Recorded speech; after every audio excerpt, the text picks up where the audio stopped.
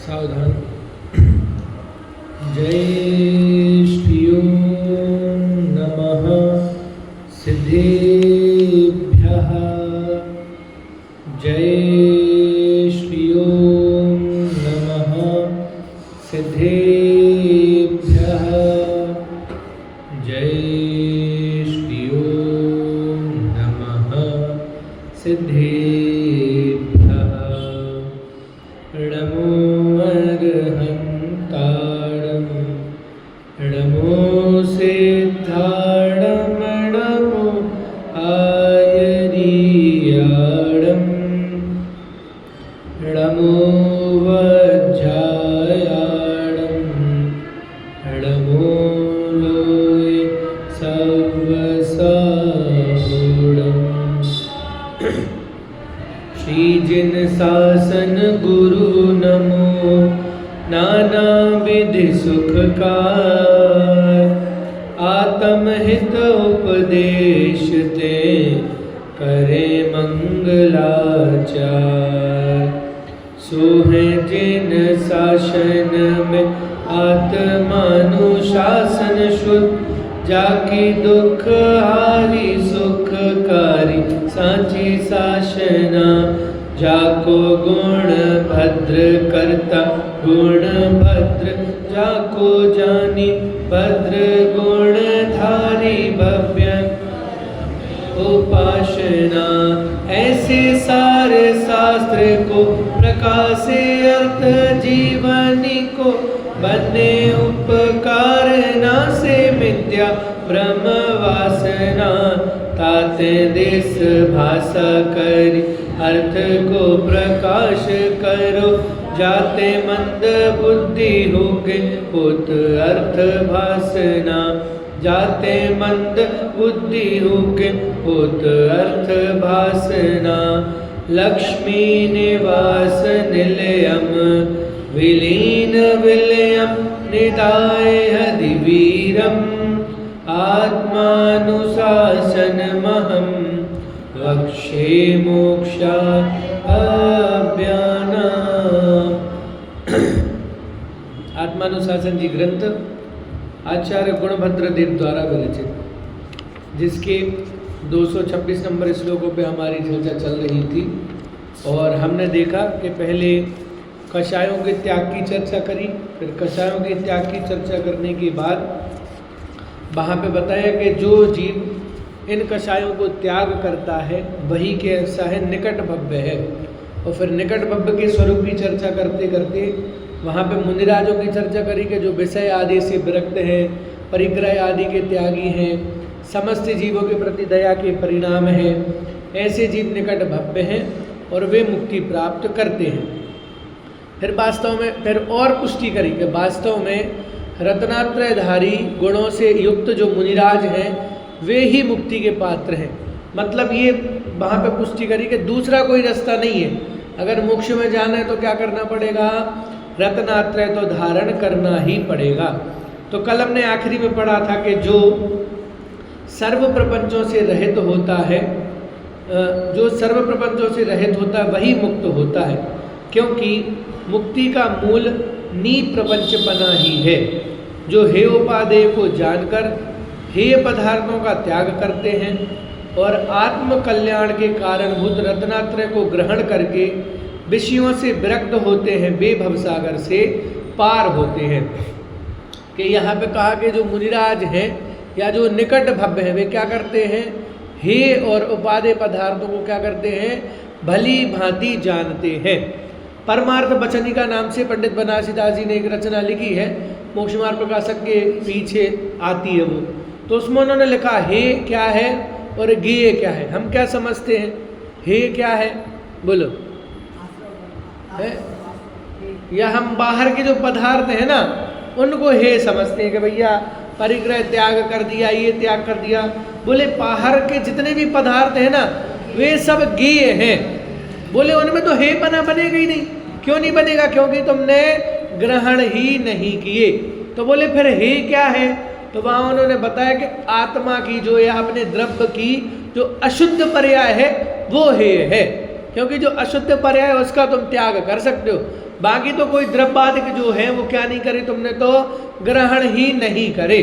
बोलो जैसे हम घर से आए ना, तो जो पैदल आए होंगे वे पैदल आए, जो गाड़ी से आए होंगे गाड़ी से आए, तो गाड़ी भी से अगर आए होंगे तो बाहर खड़ी करके आए, जूते चप्पल सब मंदिर में उतार के आए, तो हमने परिग्रह छोड़ा कि नहीं छोड़ा? बोलो छोड़ा कि नहीं छोड़ा? बोल क्यों? घर छोड़ के ही आए ना, घर लेके तो आए नहीं ना, तो छोड़ा कि नहीं छोड़ा? बोले जब तक राग नहीं छोड़ा ना तब तक चाहे लेके आओ या नहीं लेके आओ तब तक वो छोड़ा हुआ नहीं कहा जा सकता। भले हम घर छोड़ के आए है ना, गाड़ी भी बाहर रख दी, जूते चप्पल भी बाहर रख दिए, लेकिन वो छोड़ना नहीं कहलाएगा। तो छोड़ना कब कहलाएगा? है कि जब उससे राग हट जाएगा। भाई जैसे बड़े बड़े चक्रवर्ती राजा महाराजा पहले क्या करते थे, मुनिराज के दर्शन करने जाते थे, तो क्या करते, सब अपना महल रानियां सब छोड़ के जाते थे ना, तो छोड़ा कि नहीं छोड़ा? बोले नहीं छोड़ा। कब तक नहीं छोड़ा? कि जब तक मुनिराज का उपदेश नहीं सुना, आत्मा की दृष्टि नहीं हुई, तब तक तो सब परिग्रहधारी ही है। लेकिन जैसे ही उपदेश सुना, बैराग आ गया और क्या कर दिया कि उस समय पर छोड़ा कि नहीं छोड़ा, वो अपने आप छूट जाता है। तो वैसे यहाँ बताया कि वास्तव में अगर छोड़ने लायक कोई वस्तु है या हेय पदार्थ कोई है तो वो आत्मा की अशुद्ध पर्याय है, आत्मा की अशुद्ध अवस्था है। अब आगे लिखा कि रत्नात्रय की रक्षा करने की प्रेरणा। तो क्या कह रहे हैं कि भैया ऐसे मुनि जिन्होंने क्या किया है, रत्नात्रय धारण किया है, तो अब क्या करो कि उस रत्नात्रय की रक्षा करो। देखो क्या लिखा कि हे मुनि, तुम मुक्त होना चाहते हो और तुमने मुक्ति की कामना से रत्नात्रय धारण किया है, अतः तुम रत्नात्रय का भंग होने से डरना और जगत को विषयासक्त देखकर स्वयं विषयासक्त मत होना, यह बात आगामी छंद में कह रहे हैं। क्या कहा कि तुमने रत्नात्रय क्यों धारण किया था, है कि वो सुखचंद्र मुनिराज की और भर्तरी की कहानी आती ना, बोले क्यों बने, दिगंबर क्यों बने, घर आदि क्यों छोड़ा था, कि सोने की विधि बनाने के लिए नहीं छोड़ा था, काय के लिए छोड़ा था, कि जो अनंत साम्राज्य अभी तक मुक्ति रूपी लक्ष्मी प्राप्त नहीं करी उसके वर्ण के लिए छोड़ा था। तो वैसे यहाँ भी बता रहे कि तुमने क्यों छोड़ा है, घर गृहस्थी क्यों छोड़ी है, रत्नात्रय क्यों छोड़ा है, तो कहा कि मुक्ति की प्राप्ति के लिए। तो क्या कहा कि देखो, अतः तुम रत्नात्रय का भंग होने से डरना। इसलिए मुनिराजों के कितने मूल गुण कितने हैं और उत्तर गुण कितने हैं? है उत्तर गुण। तो जो मूल गुणों की सुरक्षा के लिए, तो वे क्यों है उत्तर गुण? कि भैया जैसे बने तैसे क्या नहीं होना चाहिए, वे महाव्रतों में मूल गुणों में अतिचार नहीं लगना चाहिए। तो क्या कहा, अतः तुम रत्नात्रय का भंग होने से डरना। क्या कहा, रत्नात्रय के भंग, जब जैसे कोई बड़ा ऑपरेशन हो ना किसी का, नली वली डली हो, तो क्या करते हैं, क्या करते हैं, बहुत सावधानी पूर्वक चलते हैं। क्यों चलते हैं? कि भैया अगर थोड़ी सी असावधानी करेंगे तो क्या हो जाएगा, अभी बिगड़ जाएगा जो हमने दिखा के आया जो ऑपरेशन वगैरह। तो वैसे यहाँ कहा कि जो तुमने रत्नात्रय धारण किया है ना, वो मामूली चीज नहीं है। कैसी चीज है कि 3 लोक में सबसे श्रेष्ठ है। इसलिए क्या करो कि रत्नात्रय का भंग होने से डरना, कि क्या नहीं हो जाए गलती से भी, कैसा नहीं हो जाए, रत्नात्रय मेरा भंग नहीं हो जाए। और मुझे तो ये समझ में नहीं आ रहा कि जब हम थोड़ा बहुत अध्ययन करते हैं और उसके अध्ययन के प्रभाव से थोड़े बहुत पाप करने से डरते हैं हम, तो जो तो स्वयं उस पद पे बैठे हैं और फिर भी अगर शास्त्र विरुद्ध आचरण कर रहे हैं तो फिर उनकी हम आगे बात नहीं कह सकते। तो क्या कहा कि अब तुम रत्नात्रय का भंग होने से डरना, और सबसे बड़ी बात जगत, क्या लिखा, जगत को विषयासक्त देखकर स्वयं विषयासक्त नहीं होना। क्या कहा कि ये जो संसार है ना, ये सारा संसार कैसा है कि विषयों में आसक्त है। अच्छा, इसमें एक चीज और है कि हमें ये जो विषयों की जितनी लालसा बढ़ती है ना, वो दूसरों को देख के ही बढ़ती है। जब तक हम नहीं देखते हैं, ऐसी कहावत है ना, कुत्ते जो होते हैं एक को देखते हैं तब जाके दूसरा भौंकता है, तो ना देखे ना भौंके, और अगर देखे तो फिर भौंके। तो वैसे यहाँ कहा, क्या कहा कि हमारे अंदर जो विषयों की लालसा बढ़ती है या विषयों में आसक्ति बढ़ती है, वो कब बढ़ती है? कि वो दूसरे को देख के, कि जब हमने देखा कि भैया दूसरे के पास क्या है कि हमसे बढ़िया चीज़ है, कि हम उसके घर में गए, देखा तो गद्दे बढ़िया अच्छे हैं, पर्दे बहुत अच्छे लगे हैं, फर्श जो है बहुत अच्छा बिछा हुआ है, टाइल्स वगैरह गेट सब अच्छे हैं, तब हमें क्या हो रहा है कि हमें भी लालसा बढ़ रही है कि भैया अब हमें भी ऐसा करना है। तो वैसे यहाँ क्या कह रहे हैं कि संसार के जगत को विषयासक्त देखकर क्या नहीं होना? स्वयं विषयासक्त नहीं होना। और जबकि मुनिराज की पूजन में तो क्या लिखा है बाबूजी ने? जब जग विषयों में रच पच कर गाफिल निद्रा में सोता हो, अथवा वह शिव के निष्कंटक पथ में विषकंटक बोता हो अर्ध निशा का सन्नाटा, बन में बनचारी चरते हो, तब शांत निराकुल मानस तुम तत्वों का चिंतन करते हो। एकमात्र ऐसी रचना है जो सर्वमान्य है पूरे भारतवर्ष में। और रचना कब लिखी थी? कब लिखी थी? जब सोनगढ़ जा रहे थे। अच्छा, सोनगढ़ से लौट बोलो तो अब क्या कह रहे हैं? और हम गुरुदेव का विरोध कर रहे हैं। गुरुदेव को सुनने के बाद इतने उत्कृष्ट भाव निकले और दुनिया क्या कह रही है कि गुरुदेव मुनिराजों को नहीं मान। तो कहने का मतलब ये कि बता रहे हैं तुमने रत्नात्रय धारण किया है, विषयों को छोड़ा है, इसलिए क्या नहीं करना कि विषयासक्त जगत को देखकर क्या नहीं होना? तुम भी विषयासक्त नहीं होना। तो यह बात आगामी छंद में कह रहे हैं। शार्दूल विक्रीडित छंद है, मैं पहले पढ़ता हूं फिर आप उसको दोहराएं। दाशतम विषया प्रभोर्गतवता मात्मापि शाम परः, विषया प्रभोर्गतवता मात्मापि तेषां भो गुण दोष शून्य मनसां किम तत् पुनर्नश्यति।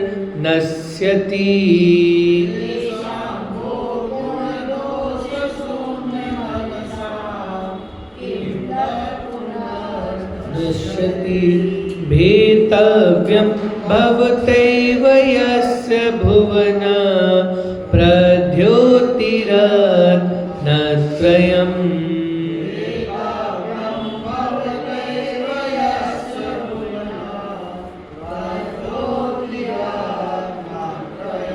भ्राम्यन्तीन्द्रियतस्कराश्च परितः त्वं तन्मुहुर्जाग्रही।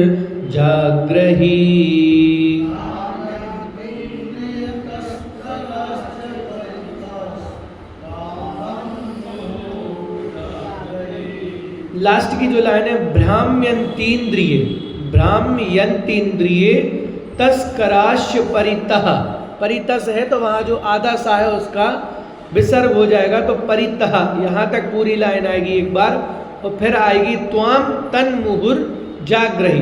तो ऐसी लाइन बनेगी, भ्राम्यन्तीन्द्रिय तस्कराश्च परितः त्वाम तन्मुहुर जाग्रही। तीन्द्रिय तस्कराश्च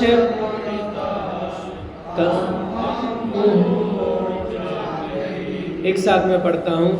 दाशत्वं विषया प्रभुर्गतवता मात्मापि शां परः तेषां भो गुणदोष शून्य मनसां किं तत् पुनर्नश्यति। भेतव्यं भवतैव यस्य भुवन प्रद्योतिरत्नत्रयम्। भ्राम्यन्तीन्द्रियतस्कराश्च परितः त्वं तन्मुहुर्जाग्रही। एक साथ सभी पढ़े। दासत्वं प्रभोर्गतवता मात्मापि तेषां भो गुणदोष शून्य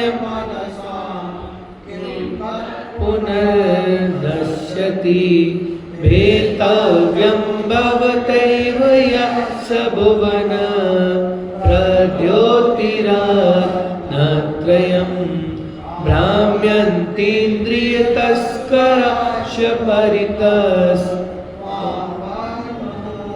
जाग्रही।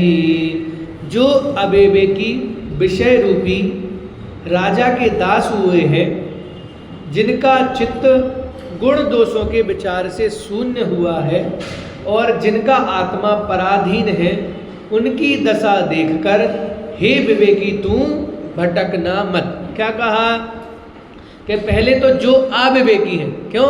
क्योंकि अगर विवेक होता तो हित अहित के निर्णय पूर्वक परिवर्तन होता। तो अगर हित अहित के निर्णय के बिना परिवर्तन हो रहा है तो वे कौन है? कि वे अविवेकी हैं। तो जो अविवेकी विषय रूपी राजा के दास हुए। किसके दास हुए हैं? कि पंचेंद्रियों और उन पंचेंद्रियों के जितने विषय हैं, उन विषयों रूपी राजा के क्या हुए हैं? दास हुए हैं। तो उससे क्या हो रहा है कि जिनका चित्त गुण दोषों के विचार से शून्य हुआ है।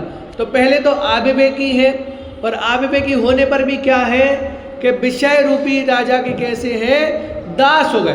वो कहावत आती ना, करेला और ऊपर से नीम चढ़ा, तो बोले फिर वो और कड़वापन होगा। तो वैसे ही पहले तो स्वयं कैसे है कि बुद्धिहीन है, और उसके बाद कैसे हो गए हैं? बुरी। लौकिक में आता ना भाई, जैसे बच्चे बड़े हो रहे हैं और कुसंगति में पड़ जाए तो क्या कहते? भैया पहले तो खुद की बुद्धि नहीं है, और जिनसे दोस्ती करी है, जिनकी संगति करी है, तो वे तो और खोटे हैं। तो वैसे यहाँ के स्वयं अविवेकी है, मतलब खुद का बुद्धि या हिताहित के निर्णय की क्षमता नहीं है। उसके बाद क्या कर रहे हैं कि उसके बाद विषय रूपी राजा के दास हुए कि पंचेंद्रियों ने जो हुक्म दिया, तुरंत जो हुक्म मेरे आका, स्पर्श इंद्रिय की पूर्ति में लग गए, रसना इंद्रिय की पूर्ति में लग गए, इस प्रकार से पंच इंद्रिय के विषयों की पूर्ति में लग गए। और क्या कहा? जिनका चित्त गुण दोषों के विचार से शून्य हुआ है। क्या कहा? कि गुण दोषों के विचार से शून्य, कि कोई पता नहीं है, क्योंकि विवेक नहीं है तो ये नहीं पता कि भैया हम जो कार्य कर रहे हैं वो गुण से युक्त होगा, गुण प्राप्त होंगे, या उनसे महान दोष उत्पन्न होगा। तो गुण और दोष के विचार से कैसे हैं? शून्य है। और जिनका आत्मा पराधीन है। कैसा है? जिनका आत्मा, क्योंकि अगर हम विषयों के दास है ना, तो चलाने वाला कौन है? कि ये पंचेंद्रिय चलाने वाली है। तो जो स्वयं पराधीन है वो क्या नहीं कर सकता? तो मैं स्वयं सुखी होने का रास्ता नहीं बता सकता। तो क्या कहा कि जिनका आत्मा पराधीन है, उनकी दशा देखकर हे विवेकी तू भटकना मत। कि उन लोगों की दशा अगर तुम्हें दिख जाए ना, तो क्या नहीं करना? कि भटकना नहीं। क्यों नहीं भटकना? क्योंकि तीन कारण बता दिए। पहला कारण तो क्या बताया? कि अविवेकी है। दूसरा कारण क्या बताया? विषय रूपी राजा के दास है। और फिर तीसरा कारण क्या बताया? कि गुण और दोषों के विचार से भी कैसे है? शून्य है। और चौथा कारण बताया कि जिनका आत्मा कैसा है? पराधीन है, या दूसरों में अटका हुआ है, किसी अन्य के अधीन है। तो बोले ऐसे लोगों की कैसी करके कि ऐसे लोगों की दशा देखकर तू विवेकी भटकना मत। क्या संबोधन दिया कि तुम कैसे हो? विवेकी हो, क्योंकि तुमने अपने हित का मार्ग चुना है। इसलिए क्या नहीं करना? कि ऐसे मार्ग को देखकर तुम विवेकी भटकना मत। क्योंकि भटक जाओगे तो क्या होगा? भटक जाओगे तो क्या होगा? है कि फिर वापस इस रास्ते पे नहीं आ पाओगे। इसलिए संसार की दशा बता दी, या कहे तो संसार का स्वरूप बता दिया कि संसार में जितने भी प्राणी हैं जो इस आत्मा के कल्याण में, अपने आत्मा के हित के मार्ग में नहीं लगे हैं, वे सब तो अविवेकी हैं। क्योंकि उन्हें प्रत्यक्ष में ही अपना हित जो है वो दिख नहीं रहा है, और अहित की तरफ ही क्या कर रहे हैं? अग्रसर हो रहे हैं। तो कहा कि उनकी दशा देखकर हे विवेकी तू भटकना मत। क्यों? कि देखो वे तो सम्यक ज्ञान रूपी धन से रहित दरिद्री हैं, तो इनका क्या जाएगा? क्या कहा है कि भाई ट्रेन में सफर कर रहे हो, और ट्रेन में सफर कर रहे हो और हमारे पास बहुमूल्य हीरा हो या कोई सोने चांदी के बहुत अच्छे सामान हो, तो नींद कैसी आएगी? है कितनी नींद आएगी, घोड़ा बेच के सोएंगे। क्यों? कि बोले भैया झपकी भी नहीं लगेगी। क्यों नहीं लगेगी? क्योंकि वो बहुमूल्य धन हमारे साथ है ना, कि ऐसा नहीं हो कि हम सो जाए और कोई आए और क्या करे, हमारा सामान चुरा के ले जाए, तो हमें तो नींद नहीं आएगी। तो वैसे ही क्या लिखा कि वे तो सम्यक ज्ञान रूपी धन से रहित दरिद्री है, तो इनका क्या जाएगा? कि जो संसार के जितने भी व्यक्ति हैं ना, जितने भी जीव हैं, जो अविवेकी हैं, विषयों के दास हैं, गुण दोष के विचार से रहित हैं और पराधीन हैं, तो वे सब तो कैसे हैं? दरिद्री है। उनके पास सम्यक ज्ञान रूपी धन नहीं है। तो अगर उनका कुछ हो भी जाए तो उनका तो कुछ नहीं जाएगा। क्यों नहीं जाएगा? क्योंकि वे तो पहले से ही दरिद्री है। लेकिन परंतु तेरे पास तो 3 लोगों को प्रकाशित करने वाला रत्नात्रय धन है, इसलिए तुझे डरकर अर्थात संभल कर रहना चाहिए। क्या कहा? कि तेरे पास तो क्या है? 3 लोगों को प्रकाश करने वाला है। मतलब कोई बल्ब लेके नहीं घूम रहा है, लेकिन क्या लेके घूम रहे हैं? सम्यक ज्ञान लेके घूम रहे। तो सम्यक ज्ञान होना मतलब 3 लोक में हितहित पदार्थों की पूरी भली भांति जानकारी होना।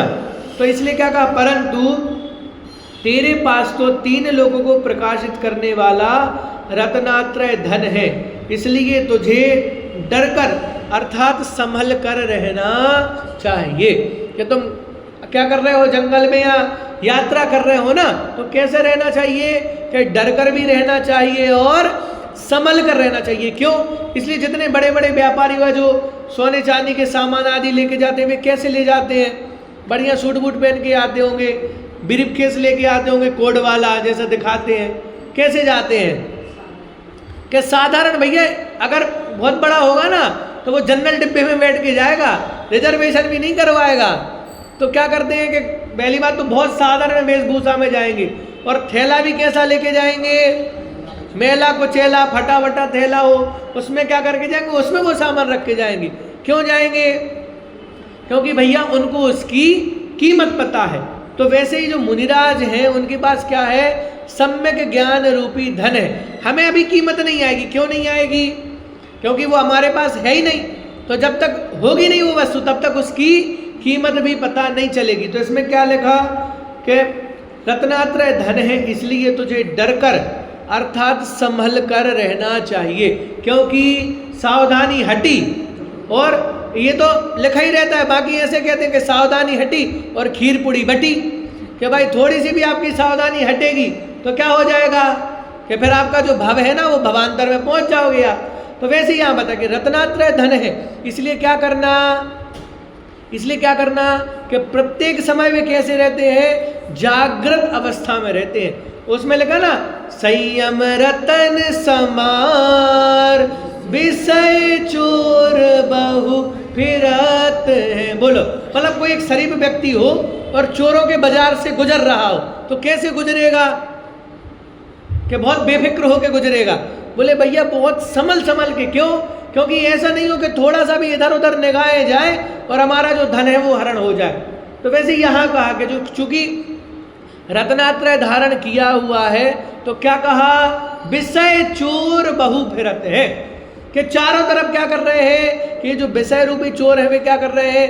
घात लगा के बैठे कि तुम जरा सी असावधानी करोगे और क्या करेंगे? हम तुम्हारा जो धन है वो हरण करके ले जाएंगे। तो इसलिए क्या करना चाहिए? डरकर अर्थात संभल कर रहना चाहिए।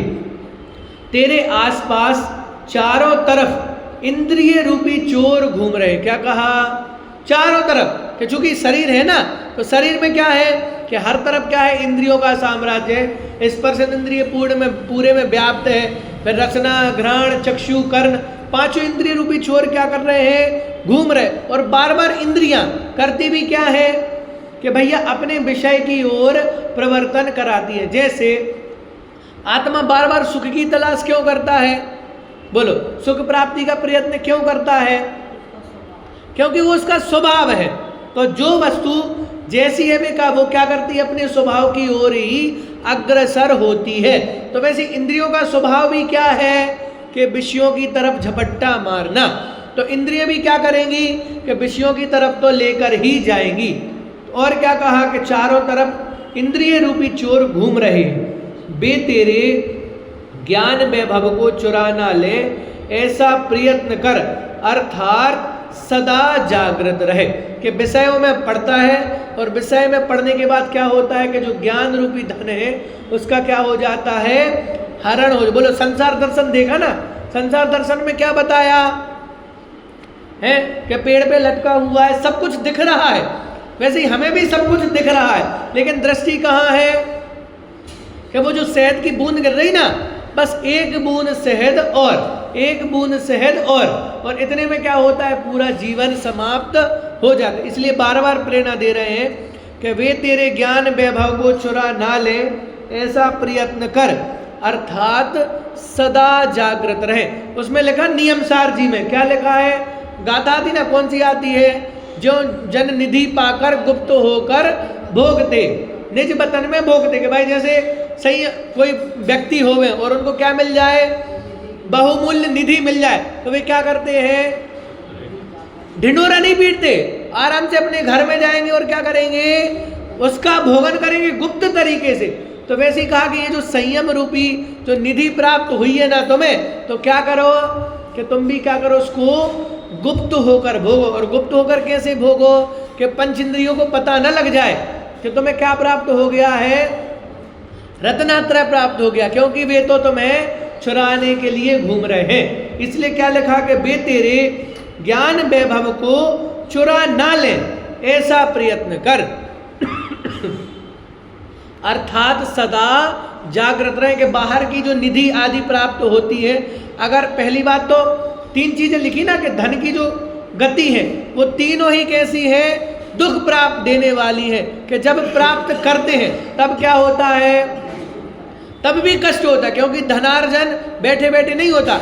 सब धन्य कुमार बन के पैदा तो हुए नहीं है कि जहां भी जाएंगे वहां क्या हो जाएंगे, खजाने प्राप्त हो जाएंगे। तो जब धन का उपार्जन कर रहे हैं तब भी क्या होता है, महान कष्ट होता है। और अगर पुण्य के उदय से धन प्राप्त हो जाए तो उसके रक्षण में भी क्या होता है, रक्षण में भी कष्ट होता है। और अगर चला जाए तब भी क्या होता है, कष्ट होता है। इसलिए कहा कि बाहर की निधि प्राप्त करेंगे तो कष्ट होगा, लेकिन अगर रत्नात्रय निधि प्राप्त करेंगे तो रत्नात्रय निधि प्राप्त करने में कष्ट तो नहीं होगा, लेकिन परम आनंद की प्राप्ति होगी। इसलिए क्या कहा, अर्थात उनको चुरा ना ले, ऐसा प्रयत्न कर, अर्थात सदा जागृत रहे।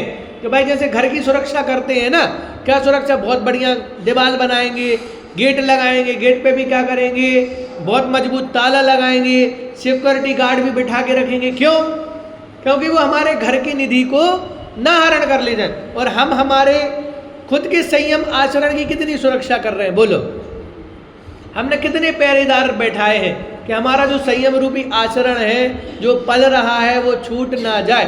तो मुनिराजों ने तो कितने, कि बाहर में तो 28 मूल गुण और उसके उत्तर में उत्तर गुण कितने, 108 उत्तर गुण। तो इतने पहरेदार बिठा के रखे कि ये जो रत्नात्रय हमने प्राप्त किया है ना, तो क्या नहीं हो जाए, गलती से भी चोरी ना हो जाए। इसलिए इंद्रियों को सबसे पहले क्या किया, सबसे पहले इंद्रियों का निग्रह किया, क्योंकि सबसे ज्यादा खतरा किससे है, कि इंद्रियों से है। कि थोड़ी सी भी मन चंचल होगा और एकाध इंद्रिय के विषय में क्या हो जाएंगे, हमारा जो पूरा जीवन है वो क्या हो जाएगा, व्यर्थ चला जाएगा, व्यर्थ चला जाएगा। ऐसे कितने उदाहरण है शास्त्रों में।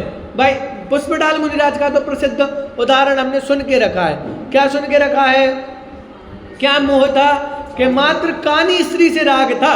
तो वे मुनिराज पर क्या हुआ, उनको अपने महल में ले गए, फिर अपना वैभव दिखाया, तब जाके समझ में आया कि मेरे पास तो कुछ भी नहीं है। तो ऐसे यहाँ क्या बता रहे, इसलिए ऐसा प्रयत्न कर, अर्थात सदा जागृत रहे, हमेशा हमेशा जागृत रहो।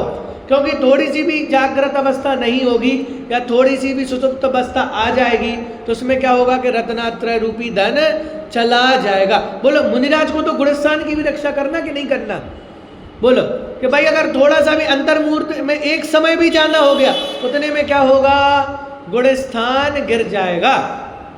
तो हर अंतर्मुहूर्त में तो क्या करना है, आत्मा का अनुभव तो करना ही करना है। तो आगे क्या लगा कि इसलिए सदा जागृत रहे। और देखो भावार्थ, जैसे संसार में निर्धन व्यक्ति जागृत रहे या सोता रहे, उसे चोरों का कोई डर नहीं है। चोर उसका क्या बिगाड़ लेंगे। क्या कहा, कोई निर्धन होवे तो क्या करता है, चाहे जागता रहे चाहे सोता रहे, उसे चोरों का कोई भी डर नहीं है। क्यों नहीं है, क्योंकि भैया कुछ है ही नहीं ले जाने के लिए, तो वो कैसा है कि निष्प्रकार है। परंतु हीरा, माणिक, मोती ऐसे रत्नात्रय आदि धन से युक्त पुरुषों को चोरों से सदा सावधान रहना चाहिए। लेकिन जिसके पास हीरा, माणिक, मोती आदि रत्न होवे तो वो क्या करता है कि फिर वो बेफिक्र नहीं रह पाता। उसको तो क्या करना पड़ेगा, हमेशा जागृत रहना पड़ेगा। और यदि सावधान ना रहेंगे तो वे चोरों द्वारा लूटे जाएंगे। क्या कहा कि आजकल तो जरूरी नहीं है कि कोई चोर होवे तो तुम्हारे घर में ही घुसे, मोबाइल में ही काम हो जाता है, बैठे बैठे तुम्हारी फोटो खींच के ले जाएंगे, आधार कार्ड कहीं से उठा लेंगे और पूरा बैंक अकाउंट खाली हो जाएगा। तो क्या करना चाहिए, सावधान रहना। सरकार भी रोज बोल रही ना, जब भी कोई वित्तीय लेन देन करे तो बहुत अच्छे से जांच पड़। कितने मैसेज दे रही है सरकार, क्यों दे रही है मैसेज, मोबाइलों पे भेज रही है, मैसेज भेज रही है। फोन लगाओ तो फोन में भी आवाज़ सुनने को मिलती है कि लेन देन करते समय सावधानी बरते। क्यों, क्योंकि सरकार को चिंता है। क्या चिंता है कि तुम्हारा धन ना लुट जाए। वैसे ही मुनिराजों को चिंता है कि जो हमारा रत्नात्रय रूपी धन है वो क्या नहीं हो जाए, ना। इसलिए वे भी क्या कर रहे हैं, बार बार मैसेज दे रहे हैं, बार बार नोटिफिकेशन भेज रहे हैं। लेकिन हमें समझ में, हमने तो क्या करके रखा है, नोटिफिकेशन ऑफ करके रखा है कि जो भी बैरागी की बात होगी हम तो वो मोबाइल में होता ना भाई, जैसे ग्रुप वगैरह कोई नहीं सुनना हो तो म्यूट पे रख दो, तो वे कितने भी बजते रहे, कितना भी फोन आता रहे, कितने भी मैसेज आते रहे, हमें खबर। वैसे ही हमने भी क्या किया है कि जो धर्म का नोटिफिकेशन है वो क्या कर दिया है, ऑफ कर दिया है। तो अब जितने भी नोटिफिकेशन मिले, शरीर में अस्वस्थता आ रही है, रोग आ रहे हैं, प्रतिकूलता बढ़ रही है, तो वे सब काय के लिए, कि वे सब धर्म के लिए। लेकिन हमने क्या किया है, उनको म्यूट कर दिया है। तो तुरंत प्रतिकूलता आती है तो हम समाधान क्या देखते हैं, उन प्रतिकूलताओं को दूर करने का समाधान देखते हैं। लेकिन जिन कर्मों के द्वारा वे प्रतिकूलता आ रही है उन कर्मों को दूर नहीं करते। तो इसलिए क्या लिखा कि देखो, यदि सावधान ना रहेंगे तो वे चोरों द्वारा लूटे जाएंगे। कि जिनके पास धन है, जो धनवान व्यक्ति हैं, और अगर वे सावधानी ना बरतें तो क्या होगा, वहां ऐसा काम नहीं चलेगा कि भैया जो तो वो तो जो किस्मत में होगा वो मिलेगा। ऐसे कह के क्या नहीं कर सकते, बच नहीं सकते। तो वैसे ही अगर रत्नात्रय प्राप्त किया और हम मुनि सोचे कि भाई मुक्ति में जाना होगा तो सुरक्षित रहेंगे, तो ऐसा होने वाला नहीं है। क्या करना पड़ेगा, बुद्धि पूर्वक रक्षा करना पड़ेगा। फिर भी अगर चोरी हो जाए तो वो फिर भाग्य की बात है, लेकिन तुम्हें तो क्या करना पड़ेगा, पूरी सावधानी रखना ही पड़ेगा। तो वैसे यहाँ भी क्या बता रहे, उसी प्रकार अविवेकी जीव तो रत्नात्रय धर्म से रहित है।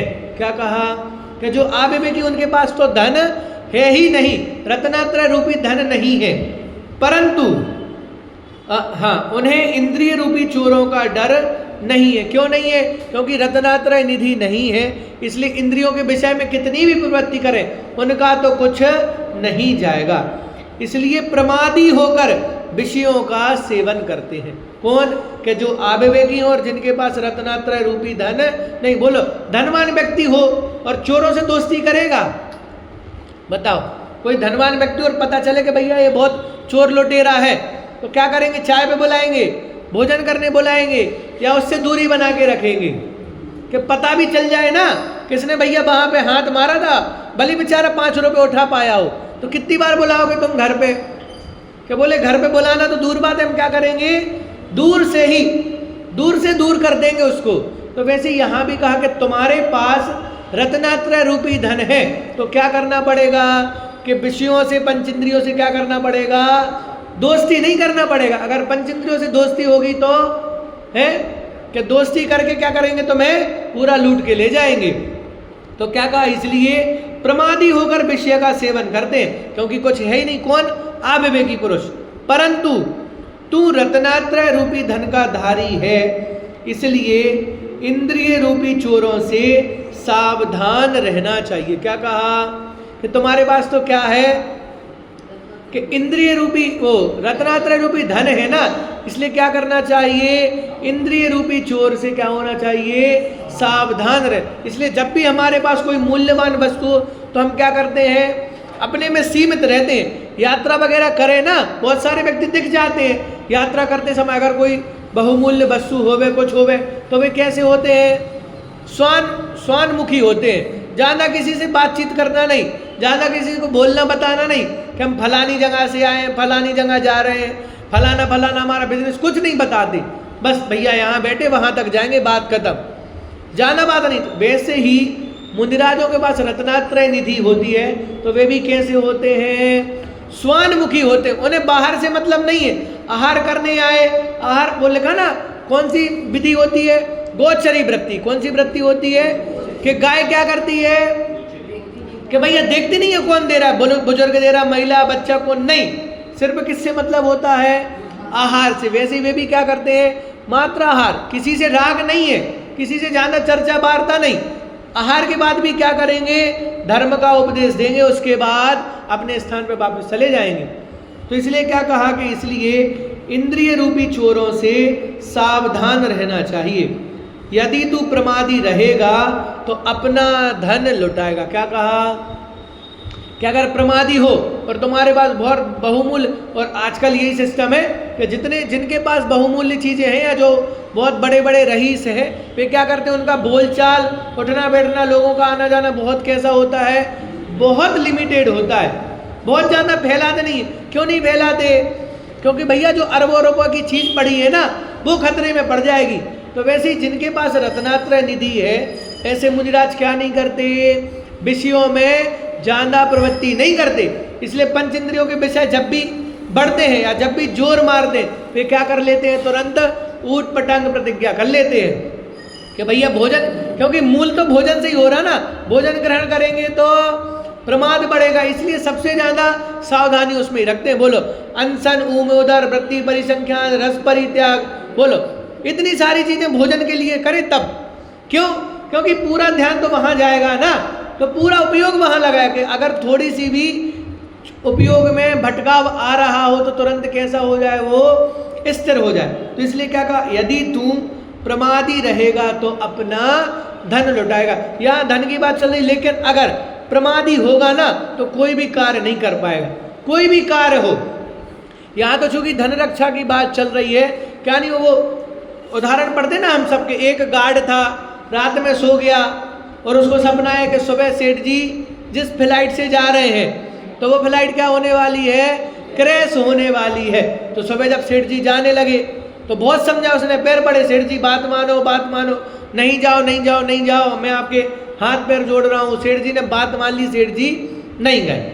थोड़ी समय बाद देखा तो फ्लाइट क्रैश हो गई। तो बोले इधर आओ, आया, बहुत सारा धन सम्मान दिया और क्या बोला, कल से नौकरी पे मत आना। क्यों नहीं आना, क्या बोले, सेठ जी हमने तो जान बचाई ना आपकी। बोले जान बचाई वो दूसरी बात है, लेकिन तुम्हारा काम क्या था, जागते रहना काम, तुमने काम में प्रमाद किया ना। तो वैसे ही यहाँ कहा कि ये देखो धन की रक्षा के लिए, रत्नात्रय की रक्षा के, लेकिन अगर लौकिक में कोई भी कार्य हो ना, प्रमाद, बोलो थोड़ा सा भी प्रमाद कर लो ना, एक सेकंड का, तो रोटी जल जाती कि नहीं जल जाती, थोड़ा सा बातचीत आगे पीछे हो जाए तो ग्राहक भग जाता कि नहीं, 1-2 रुपया के रेट में, कि भाई थोड़े से भी प्रमादी हो जाओ ना तो लौकिक का कोई भी, बोलो एक सीटी जाना की दाल पूरी जल जाती कि नहीं, नहीं जलेगी तो वो पूरी घुर जाएगी। तो कहने का मतलब ये है कि लौकिक में भी अगर कोई काम करना है तो जरा सा भी प्रमाद करेंगे तो क्या हो जाएगा, वो काम बिगड़ जाएगा। आजकल इतने सारे जो ब्रिज वगैरह बनते, बोले ब्रिज बना, तैयार हुआ और उद्घाटन के पहले ही क्या हो गया, क्यों, कि भाई थोड़ा सा प्रमादी हुए ना, ध्यान नहीं दिया बराबर, क्या हुआ कि वो ऐसी चीजें हो गई। तो यहाँ बता रहे हैं कि ये तो प्रमाद तो सामान्य से छोटा सा छोटा कार्य भी करना होवे ना, और उस कार्य में भी तुम क्या कर लो, अगर प्रमादी हो जाओ तो वो काम नहीं होगा। तो ये काम तो कैसा है कि भैया संसार के चक्कर से, जन्म अनंत जन्म मरण के चक्कर से निकाल कर मोक्ष सुख दिलाने वाला है। ऐसा रत्नात्रय धर्म प्राप्त हुआ है, और ऐसा रत्नात्रय धर्म प्राप्त होने के बाद अगर तुम क्या हो जाओ, प्रमादी हो जाओ, तो फिर तो क्या कह रहे हैं कि फिर तो वो धन जो तुम्हारा है वो हरण प्राप्त हो जाएगा। अच्छा, दूसरी चीज ये भी है, हमें कीमत पता नहीं होती ना जब तक, तब तक हम सावधान नहीं होते। एक बार किसी वस्तु की कीमत पता चल जाए ना तो फिर बराबर से आंखें खुल जाती हैं, क्योंकि वो कीमत पता चल गई ना। वैसे ही ये जो हमें जीवन प्राप्त हुआ है ना, फ्री फोकट में जीवन प्राप्त नहीं हुआ, बहुत सरलता से जीवन प्राप्त नहीं। जीवन बहुत कठिन है, बहुत। प्रदीप जी झांझरी कहते हैं कि ये जीव क्या कर रहा है, अनादिकाल से मरता आ रहा है लेकिन अभी तक मरा नहीं है। क्या कहा? अनादिकाल से मरता आ रहा है और अभी तक मरा नहीं है, और अनादिकाल से जीता आ रहा है लेकिन अभी तक जिया नहीं है। क्यों?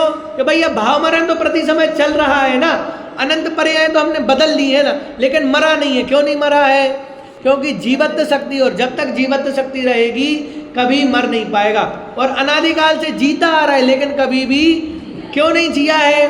क्योंकि जीने के लिए करना क्या है कि स्वभाव रूप प्रवर्तन करना, और जब तक स्वभाव रूप प्रवर्तन नहीं किया तब तक है कि तब तक जिया नहीं है। तो मरता आ रहा है लेकिन मरा नहीं है, और जीता आ रहा है लेकिन जिया नहीं है। तो ऐसी बात है। तो यहाँ कहा, देखो इसमें जो एक जो श्लोक है ना, मूल श्लोक, उसमें तस्कर लिखा है, तस्कर शब्द।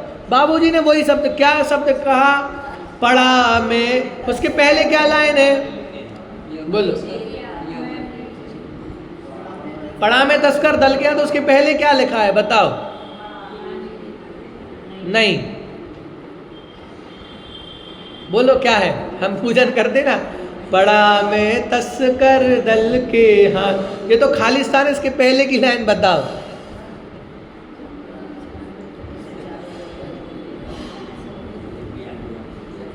दशाचारों गति की दयनीय दया का किंतु नया विधान, शरण जो अपराधी को दे, अरे अपराधी वह भगवान। इसके आगे के पहले है, बोलो। खैर ठीक, नहीं, उसमें यही है कीरमा, जहाँ वो वही चीजें हैं कि पूरी ये बताए कि मैं भी क्या हो गया हूँ। ये जो कर्म है ना, चारों गति होता है ज्ञान का 6 उत्सव में से, ये देखो। इसलिए कह रहे हैं केवल ज्ञान प्राप्त करो। केवल ज्ञान में भूलन नहीं होती, सोचना नहीं पड़ता, इतना विराम नहीं लेना पड़ता कि पूजन की क्या पंक्ति। वहां तो सीधी सी बात इतनी है। कहाँ वह ये बताया कि चारों गतियों में हम भटक रहे ना, तो हम भी कैसे बच गए कि तस्करियों के हाथ फंस गए। तो अगर तस्करियों के हाथ फंस जाओ ना, तो पता नहीं चलता कि क्या होने वाला है। मतलब अगर कोई तस्कर अपहरण करके ले जाए तो पता नहीं चलता। भाई कोई चोर डाकू वगैरह है, बेपकड़ के ले जाए तो पता चलता है कि इनको धन चाहिए है, रुपया पैसा चाहिए, कि कोई काम करना है। लेकिन अगर तस्कर पकड़ के ले जाए तो पता नहीं चलता कि बे तुम्हें बेचने के लिए ले गए हैं, तुम्हारी बलि चढ़ाने के लिए ले गए हैं, या धन हरण करना है, या कुछ भी, तो वहाँ पता नहीं चलता। वैसे ही चारों गति में आ गए हैं ना हम, तो चारों गतियों में जो विषय भोग हैं, हमने उनको भोग के कैसे हैं कि हम भी उन तस्करों के बीच में फंस गए। तो अब पता नहीं चल रहा है कि हमारे साथ क्या होगा। तो यहाँ बार बार आचार्य वही प्रेरणा दे रहे हैं कि भैया अगर तुम विवेकी हो और तुम्हारे पास क्या है, मुनिराजों की बात चल रही है चूंकि, तो मुनिराजों के पास तो क्या है, रत्नात्रय रूपी धर्म है, रत्नात्रय रूपी धन है। इसलिए वे क्या करें, उसकी रक्षा करें। और हम क्या करें कि हमारे पास तो है ही नहीं कुछ, तो हम क्या करें, हम ऐसी स्वच्छंदी घूमते रहे। बोले नहीं, हम क्या करें कि जितना संयम रूपी आचरण हमारे पास है, हम उस संयम धन की रक्षा करें। क्योंकि जितना विषयों में प्रवृत्ति करेंगे उतना संयम क्या होगा, नष्ट होता जाएगा। तो इतनी चर्चा हमने पढ़ी। एक बार हम इसको पढ़ लेते हैं। भाव आज पद्यानुवाद नहीं पढ़ा शायद इसका, हाँ, तो पद्यानुवाद पढ़ लेते हैं। विषय नृपति के दास हुए जो निज को पर के करे अधीन, गुण और दोष विवेक शून्य जो उनका क्या हो सकता छीन। तीन भुवन हो द्योतित जिससे वरत्नात्रय तेरे पार, भ्रमते इंद्रिय चोर सर्वता अतः निरंतर वैसे। इसलिए प्रति समय सावधान रहें, प्रमादी ना हो। इतनी चर्चा हमने करी, शेष चर्चा आगे। ओम नमः।